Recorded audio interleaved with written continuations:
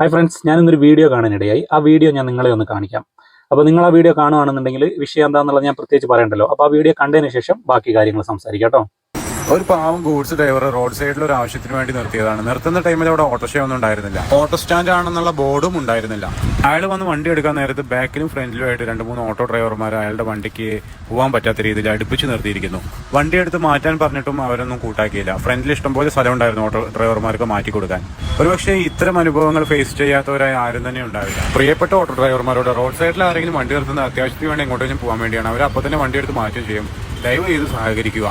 അപ്പോൾ നിങ്ങൾ ഈ വീഡിയോ കണ്ടില്ലേ? ഇതിന് സമാന്തരമായിട്ടുള്ളൊരു വീഡിയോ ഞാൻ ചെയ്തിട്ടുണ്ട്.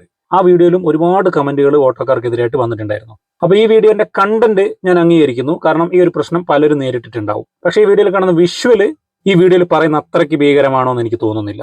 അത് ഓരോന്നും ഞാൻ ഡീറ്റെയിൽ ആയിട്ട് നിങ്ങൾക്ക് പറഞ്ഞുതരാം. ഈ വീഡിയോയും ഈ വീഡിയോയിൽ വന്നിട്ടുള്ള ഭൂരിഭാഗം കമന്റുകളും ഓട്ടോക്കാരോടുള്ള വിരോധം മാത്രമായിട്ടാണ് എനിക്ക് ഫീൽ ചെയ്തിട്ടുള്ളത്. ഒരു പാവം ഗുഡ്സുകാരൻ എന്തോ ആവശ്യത്തിന് റോഡ് സൈഡിൽ വണ്ടി നിർത്തി. പക്ഷേ അയാളെ അവിടുന്ന് വണ്ടി എടുക്കാൻ പറ്റാത്ത രീതിയിൽ ഓട്ടോക്കാർ ബ്ലോക്ക് ചെയ്ത് വണ്ടി വെച്ചു എന്നാണ് ആ വീഡിയോയിൽ പറയുന്നത്.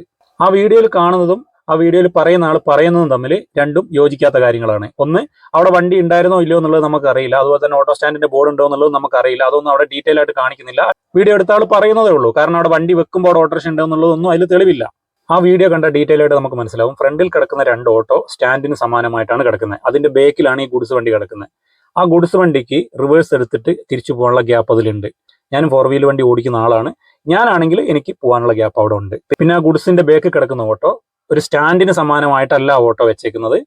അയാളും ഈ ഗുഡ്സുകാരൻ നിർത്തിയ പോലെ എന്തോ ആവശ്യത്തിനോടെ വണ്ടി വെച്ചിട്ട് ഇറങ്ങിപ്പോയതാവാനാണ് സാധ്യത. പിന്നെ ആ വണ്ടീന്റെ ബേക്ക് കിടക്കുന്ന ഓട്ടോ ഒരു പ്രൈവറ്റ് ഓട്ടോ ആണ്. അതായത് ഈ ഗുഡ്സിന്റെ ബേക്കിലേക്ക് കിടക്കുന്ന വണ്ടികൾ ഒരു ഓട്ടോ സ്റ്റാൻഡിന്റെ പ്രതീതി കാണുന്നില്ല.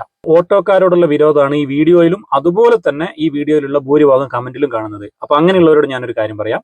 ഒരാൾക്ക് ഒരു ഓട്ടോ എടുത്ത് എവിടെയും കൊണ്ടിട്ട് ഓടാൻ സാധിക്കില്ല. നമ്മളൊരു ഓട്ടോ നമ്മുടെ പേരിലേക്ക് എടുക്കുന്ന സമയത്ത് RTO ഓഫീസിൽ നിന്ന് ഒരു ഹാൾട്ടിംഗ് പ്ലേസ് നമുക്ക് കിട്ടും.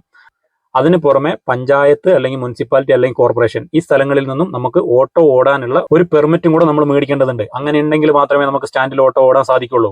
അങ്ങനെ തരുന്നതിന് നമ്മൾ പൈസയും കൊടുക്കുന്നുണ്ട്. ഈ RTO ഓഫീസിലാണെങ്കിൽ പെർമിറ്റിന് പൈസ കൊടുക്കുന്നുണ്ട്, അല്ലാത്ത പഞ്ചായത്തിലാണെങ്കിലും നമ്മൾ പെർമിറ്റ് പൈസ കൊടുക്കുന്നുണ്ട്. പൈസ കൊടുത്തിട്ടാണ് മേടിക്കുന്നത്. അപ്പം അതോടനുബന്ധിച്ച് നമുക്ക് ഒരു ഓട്ടോ സ്റ്റാൻഡും അവിടുന്ന് തരുന്നുണ്ട്. അത് നമുക്ക് അനുവദിച്ച് തരുന്നതാണ്. അത് നമുക്ക് ഓട്ടോ വെക്കാനുള്ള സ്ഥലമാണ്. അതാണ് ഓട്ടോ സ്റ്റാൻഡ് എന്ന് പറയുന്നത്. അവിടെ മറ്റ് വണ്ടികൾ വെക്കാൻ പാടില്ല. ഓട്ടോയ്ക്ക് മാത്രമൊന്നുമല്ല, എല്ലാതരം ടാക്സി വണ്ടികൾക്കും അതിൻ്റെതായ സ്റ്റാൻഡുകൾ അനുവദിച്ച് കൊടുത്തിട്ടുണ്ട്. അവിടെ ഒന്നും മറ്റു വണ്ടികൾ വെക്കാൻ ആരും അനുവദിക്കുന്നതല്ല. പിന്നെ ഈ കാണിക്കുന്നതെല്ലാം ഓട്ടോക്കാരോടുള്ള ഒരു പ്രത്യേക തരം വിരോധം മാത്രമാണ്. അപ്പോൾ വിരോധമുള്ളവർ അത് തുടരട്ടെ. മനസ്സിലാക്കാൻ കഴിയുന്നവർ കാര്യങ്ങൾ മനസ്സിലാക്കുക.